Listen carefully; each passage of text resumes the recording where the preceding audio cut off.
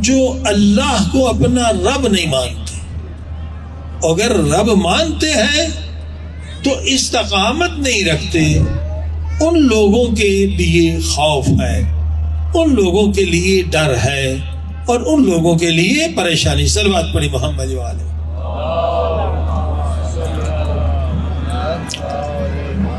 دیکھیے، خوف سائیکالوجی میں ایک خطرناک بیماری کو کہتے ہیں.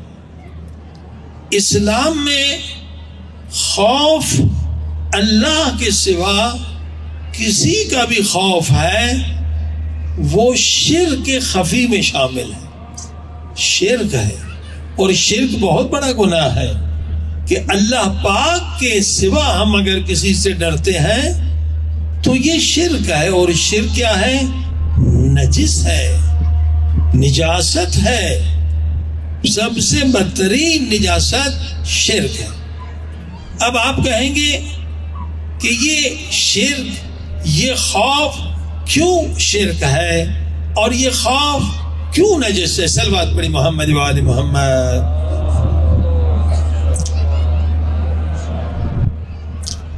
توحید یعنی لا الہ الا اللہ کہنا، یعنی اللہ پاک کے سوا کسی سے نہ ڈرنا. لا جو انکار ہے نا، لا الہ، یعنی اللہ پاک کے سوا ہم کسی سے نہیں ڈرتے. اگر ڈرتے ہیں تو پھر مسلمان کیسے، پھر مومن کیسے؟ حدیث پاک میں ہے کہ جو انسان اللہ پاک سے ڈرتا ہے پھر وہ کائنات میں کسی سے نہیں ڈرتا. یہ فارمولہ حدیث نے دیا. جو اللہ پاک سے ڈرتا ہے وہ کائنات میں کسی سے نہیں ڈرتا، اور جو اللہ پاک سے نہیں ڈرتا وہ ہر ایک سے ڈرتا ہے، حتیٰ کہ کالی بلی سے بھی ڈرتا ہے. صلوات پڑھی محمد والے. کالی بلی سامنے سے گزر گئی، صاحب سفر پہ جا رہے تھے، بیگ بھی تیار تھا، کہا نہیں اب نہیں جاؤں گا، یہ سفر جو ہے خطرناک ہے، کیونکہ سامنے سے کالی بلی گزر گئی. وہم پرستی، اوہم پرستی، انسان اتنا بزدل ہے کہ بلی سے بھی ڈرنے لگا. عزیزان گرامی، اسی لیے اسلام نے کہا کہ یہ خوف جو ہے یہ نجاست ہے، یہ رجس ہے، یہ شرک ہے. آگے آپ سنیں گے تو اسلام کی عظمت کا پتہ چلے گا کہ اسلام نے کیوں کہا کہ خوف شرک ہے، شرک نجس ہے. آج میڈیکل سائنس نے جو ترقی کی ہے اس نے اس قرآنی آیات کی کوئی تفسیر کی ہے، سائنٹیفیکل تفسیر قرآن کی اس آیت کا کہ شرک ہے اللہ پاک کے سوا کسی سے ڈرنا. انشاءاللہ یہ آیتیں آپ سنیں گے. صرف اللہ سے ڈرنا ایمان ہے، اللہ پاک کے سوا کسی سے ڈرنا شرک ہے. صلوات پڑھی محمد وآل محمد.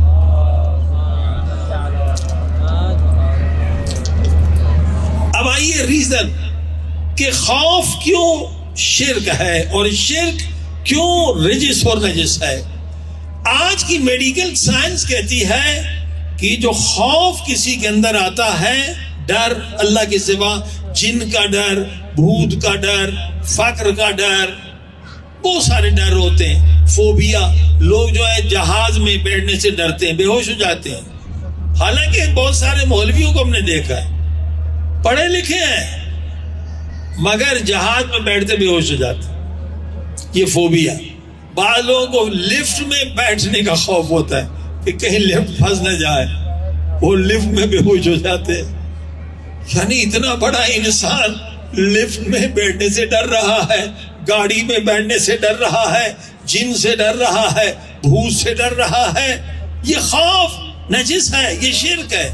اور یہ میڈیکل سائنس نے اس کی تفسیر کی ہے کہ جو خوف ہے اس کی وجہ سے 53 بیماریوں میں انسان مبتلا ہو جاتا. اللہ اکبر. یہ سائنس نے ثابت کر دیا ہے کہ اللہ سے ڈرو، اللہ کے سوا. امریکہ سے نہ ڈرو، اسرائیل سے نہ ڈرو، کسی ظالم سے نہ ڈرو، کسی مشرک سے نہ ڈرو، یہ ڈرنا شرک ہے۔ اور آج میڈیکل سائنس نے ثابت کیا ہے، کافروں نے ثابت کیا ہے کہ خوف کی وجہ سے انسان 53 خطرناک بیماریوں میں مبتلا ہو جاتا ہے۔ انشاءاللہ اگر موقع ملا تو ہر دن کچھ بیماریاں میڈیکل کے جرنل، جو بڑے بڑے جرنل ہیں جیسے لینسٹ ہے یا ان کی بڑی بڑی سائٹ، ان کے حوالے سے بتائیں گے کہ خوف سے کتنی بیماریاں پیدا ہوتی ہیں۔ صلوات پڑھی محمد و آل محمد۔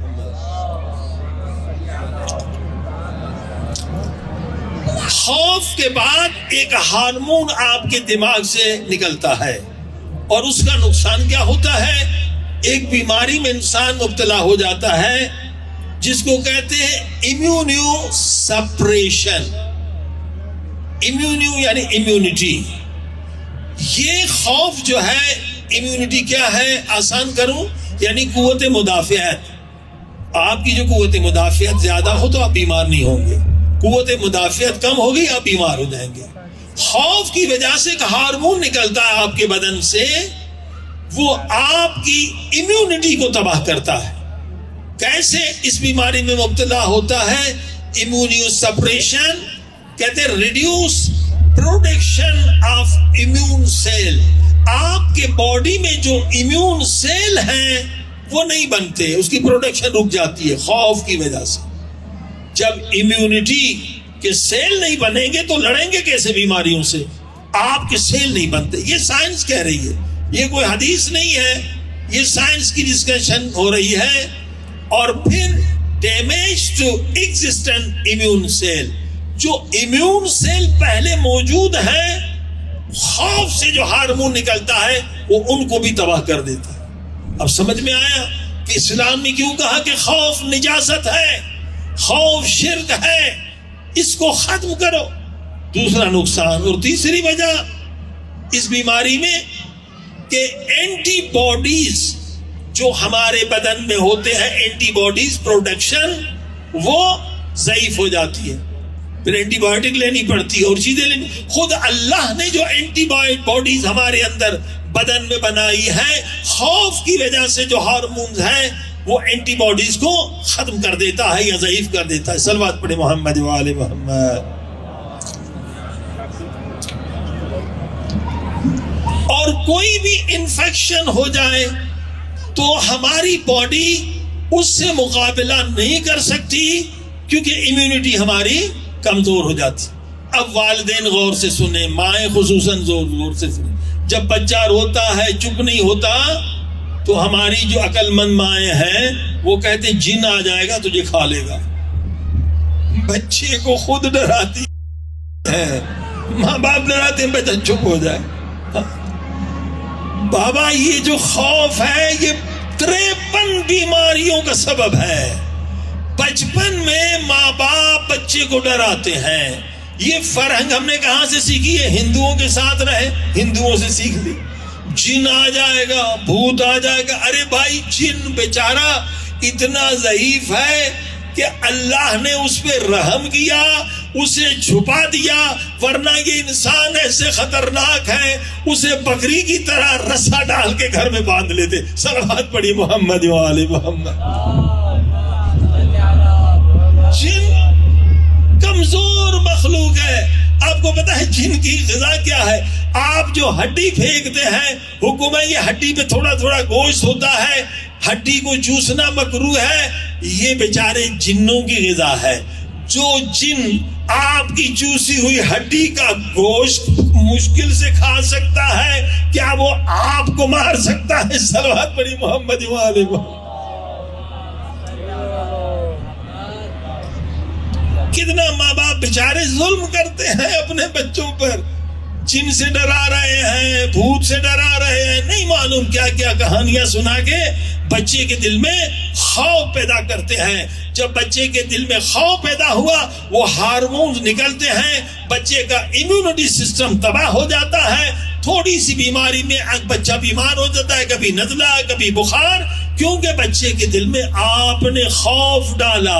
صرف ایک نہیں، 53 بیماریاں یہ ماں باپ بچے کو دیتے ہیں. صلوات پڑھیں محمد و آل محمد.